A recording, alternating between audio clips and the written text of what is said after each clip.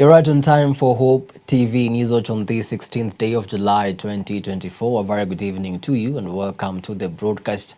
My name is Kennedy Kimani. The ongoing anti-government demonstrations gained momentum across the country on Tuesday as protesters turned out in large numbers in Nairobi, Kisumu, Kisii, Karatina, Nakuru, Eldoret, Mombasa, Kakamega, among other areas. What was meant to be a peaceful demonstration took a chaotic turn as police officers resorted to using tear gas and live bullets to disperse protesters around the Nairobi CBD and other areas in the country. Our reporter Grace Ahati begins her bulletin with the following story.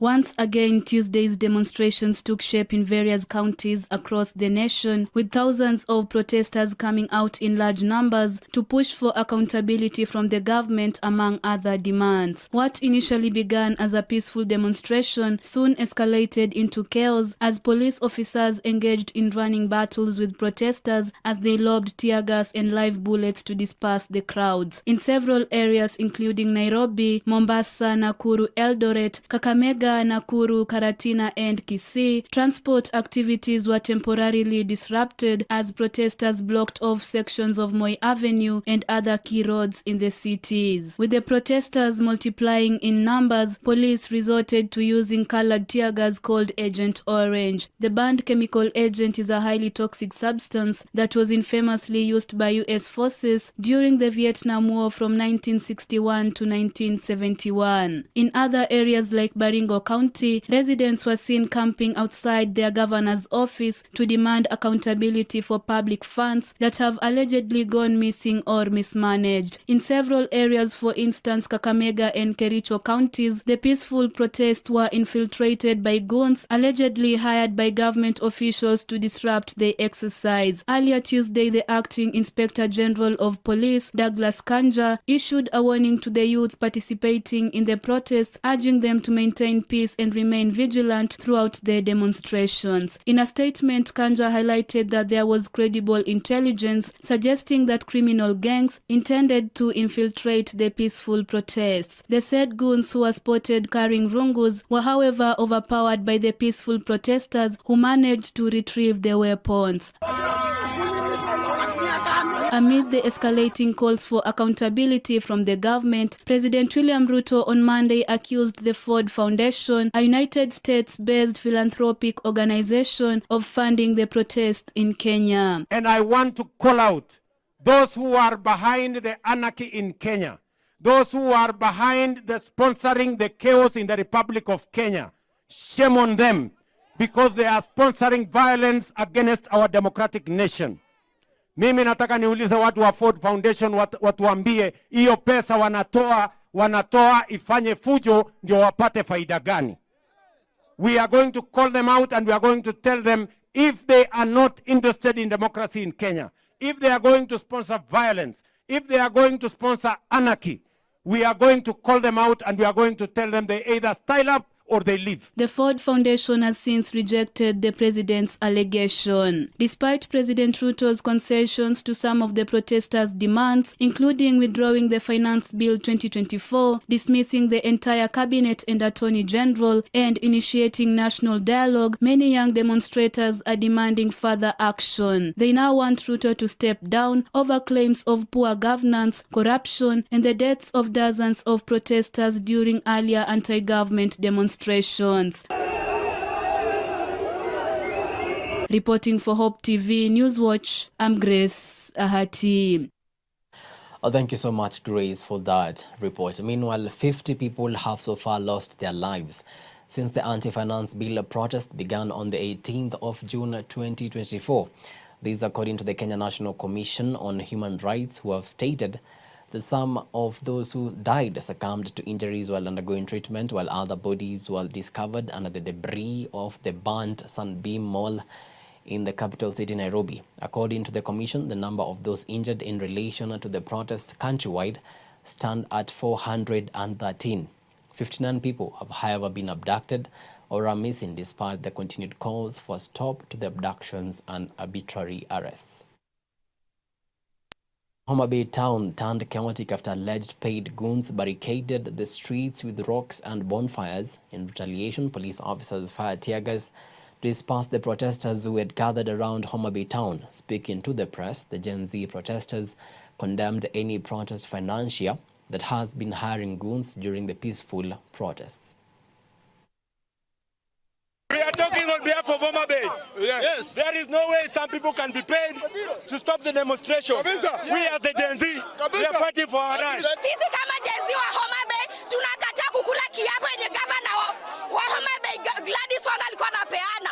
Tumekataa na tutakubali. Ruto must go, Wanga must go. Tumekataa. All the Gen Zs, we are urging you to come, all of you to come together so that we fought for this. And what we know today is only one thing, that Ruto must go. Ruto must go. Now, Gen Zs in Embu have distanced themselves from protests that took place in the town, accusing the county leadership of sponsoring border operators and other goons to cause mayhem and blame it on the Gen Zs. Meanwhile, Embu County Police Commander Nicholas Maina dismissed claims that police were working with goons who were armed with crude weapons, adding that the allegations are unfounded but will launch investigations on the matter of arming goons. Tulikuwa tumepanga tukwe street na tumekuja street, lakini wakati tumeingia street nimepata kwamba wale ambao wamekuja si wale watu ambao tumepanga na si vile tulikuwa tumepanga tuweze kukutana. Maandamano yetu yalikuwa yawe maandamano ya amani ambayo tunaweza kukumbuka kwa nini kuna vifo ambavyo vilitendeka vya ndugu wetu hapa nyuma na wengine wako hospitalini bado wamelazwa, wako ICU. Tuweze kutuma message kwa county tuwaambie kwamba tunahitaji haki yao.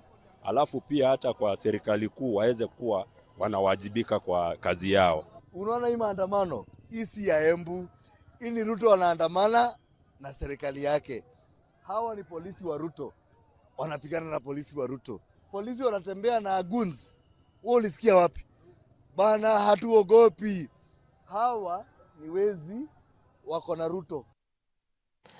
Now, the family of Wilkista Ososo, a 27-year-old resident of Mukuru, Kwanjenga, was reported missing on the 19th of June, is seeking for help to locate their kin whose disappearance has elicited questions they cannot answer. The family resorted in searching for Wilkista at City Mortuary after their efforts to visit over 6 police stations were futile.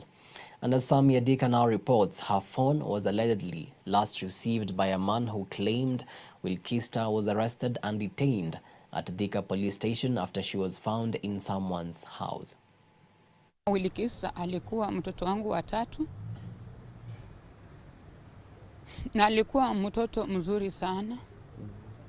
Wilkista Knight Ososo, aged 27, is reported to have gone missing on 19th June after heading to Thika to see a friend. Asa Wednesday sikumuona, Thursday sikumuona, Friday nikamwaza tu, yana kanikujia tu, nikashindwa bless yako wapi. 2 days later, Wilkista was still missing, forcing her friends to start looking for her. Kuna voice ya huyo mtu ilirecord kwa simu yangu. Nikapeana au maskari, wakaniambia hapa huyu hata sio askari. Nikasema ni sawa. Ya mwisho ndo nikapewa OB namba, nikarudi huko Mukuru, nikaenda post. Nikawaelezea mtu fulani tumempoteza na nimetembea kila mahali nikipigiwa simu hapatikani, nashindwa kwa wapi. Nikawaelezea hao pia wakanipea OB namba, nikawaachia picha, nikaenda kwa Njenga hivyo, nikaenda kwa Are hivyo tu nikitafuta Blessy. Wilkista's close friend Roslyn Atieno managed to record the phone conversation with the man who is heard claiming Wilkista was arrested and was being held at Thika police station. Ameshikwa? Yeah. Ako saidi gani? Hapa Thika police. Makosa ni nini? Alipatikana kwa nyumba yenyewe. Sijui kitu kama hiyo. Lini jana? Immediately after the conversation, Wilkista's number went off as I also tried reaching out. Is back.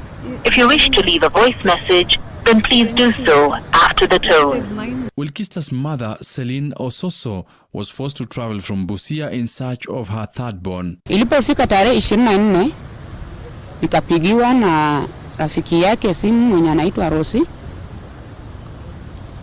Akaniambia Blessy haonekani. This is not the first time the family is visiting City Mortuary in search of Wilkista, as the uncle Crispina Sososo was here barely 2 weeks ago. Juma lingine lile la chini nilikuwa hapa. Kija kumtafuta hapa kwenye mortuary, nikatafuta nikamkosa tena. Nikarudi tena, nimekaa na tena tumepata ripoti nyingine kwamba kuna mili zimefukuliwa kule Kware. Na huko ndio mahali alikuwa anaishi. The search for Wilkista Ososo comes at a time when the government is searching for bodies in Kware dam site in Mukuru Kwanjenga slums, a few meters from where Wilkista Ososo lived. Sasa hiyo Kwarenyo nasema naye ni reli tu, ni kama hiyo barabara. Una cross tu na hiyo ni mtoni. Sasa ndio tumeshindwa venye wanatoa watu huko, maybe tunaweza mpata kwa hao watu wenye wamepatikana huko. Despite the family recording a statement at different police stations, nothing much has been done to trail Wilkista's last moments. Na uchungu mwingi sana. Naomba mnisaidie. Kama familia tunahisi vibaya kwa sababu ni mmoja wetu, na unapokosa mmoja katika familia lazima utasikia vibaya. Tunaomba tu akimtusaidie tupate blessing, tumpe mamake. Tukishampe mamake akienda na yeye ushago hadi si tubaki kama tuko huru. The events surrounding the mysterious disappearance of Wilkista Ososo continue raising many questions, with the family not knowing where to begin from. For Newswatch, I'm Sami Adika. Thank you so much, Adika, for highlighting that story. We hope that Wilkista will be found. Ugenya Member of Parliament David Ochieng has emphasized the importance of President William Ruto appointing competent and trained technocrats to the various dockets in the government moving forward. Ochieng has stated that Kenya needs leaders who are not only qualified but also dedicated to serving the interest of the people with integrity and expertise. Sisi kama MDG tungependa kuambia rais na kuambia Raila Odinga pia penye yuko kwamba this is not the time for dialogue. This is the time to work for the Kenyan people and meet their needs. Kama ni mambo ya wanafunzi wako shule university wapewe pesa na help waende shule. Kama ni mambo ya Kenya Seed kupata pesa wapewe mbegu ya kutosha na mbolea, tulete mbolea kwa wananchi. Kama ni kumaliza ufisadi tupekane nayo. Mambo ya tena kufanya tend kuzungumza na mambo sijui serikali nani yaingie nani yatoke haitasaidia wananchi. Because tumeona hii mambo ya kuongea kila saa. Tuliona katika serikali ya Kibaki, tukaona katika serikali ya Uhuru, watu wakiongea, the only beneficiaries are politicians. Wakizungumza mambo ya dialogue, the guys who benefit are politicians. Wananchi wanabaki hohehahe. So mambo ya dialogue sisi kama MDG hatutaki. Well, it is 15 minutes past the top of the hour. Time now for a short break, but immediately after, we still have much more news. So see you on the other side.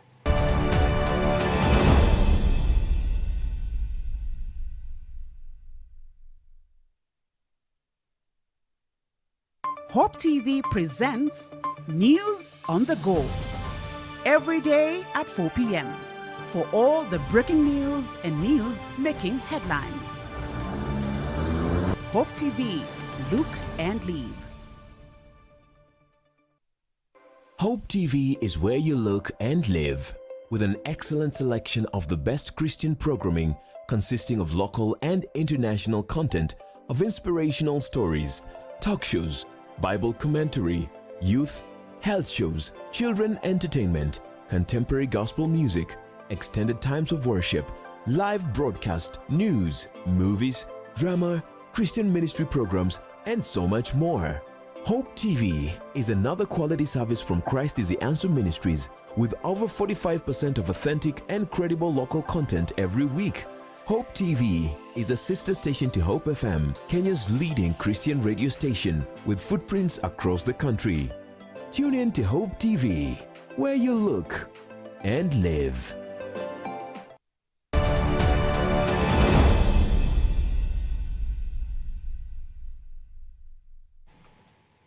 Welcome back. You're watching Hope TV Newswatch. Crossing borders now, and Paul Kagame is set for a fourth term as the president of Rwanda. This after the electoral authorities declared him the winner of the Rwanda presidential election after garnering 99.15% of the votes. Kagame has won more than 93% of the vote at each of the 3 previous elections. 8 candidates had applied to run against him, but only 2 are retained in the final list validated by the Electoral Commission.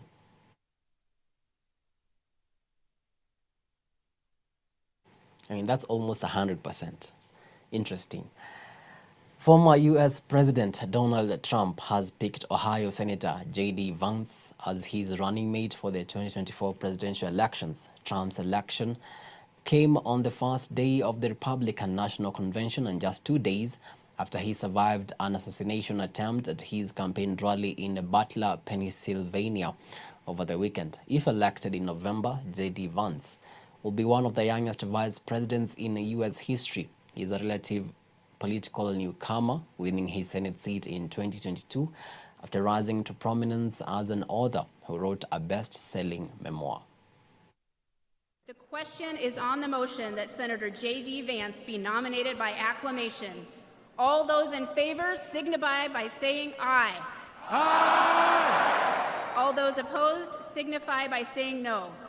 In the opinion of the chair, the ayes have it, and the motion is adopted. Without objection, the motion to reconsider is laid upon the table.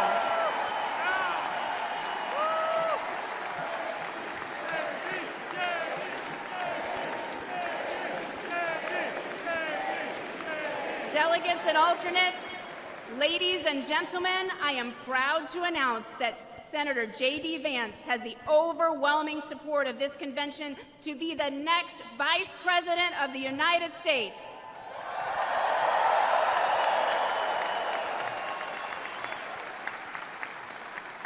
The chair is pleased to make the following appointments to the Escort Committee.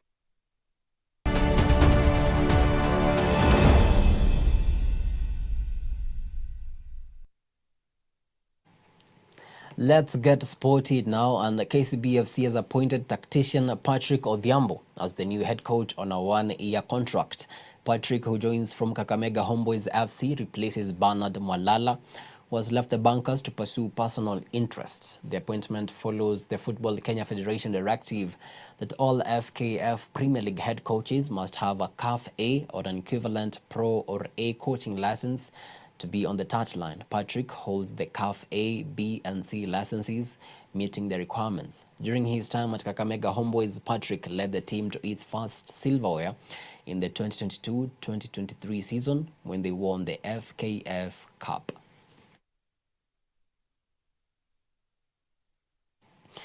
Now, after 8 years, 4 tournaments and 2 finals, Gareth Southgate has finally stepped down as England manager, saying it is time for change. Sunday's 2-1 loss to Spain in the Euro 2024 final proved to be his last game in charge of the national team. Southgate expires this year, and his announcement comes after months of uncertainty surrounding his future. Hired in 2016, Southgate led England to back-to-back finals at the Euros and to the semi-finals of the World Cup in 2018.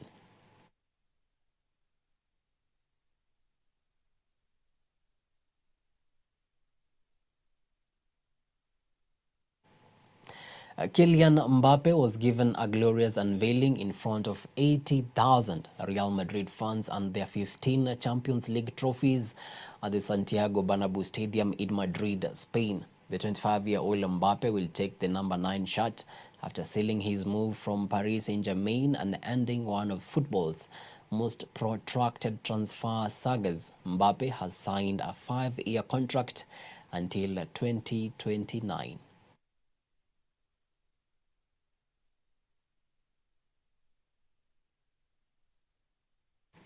Well, Real Madrid have really built a monster of a team. Well, with that, we come to the end of our news tonight. Many thanks to you for making time to watch Hope TV News Watch. We really do appreciate the value of your time. On behalf of the amazing team that made this bulletin a success, have yourselves a blessed night. My name is Kimani.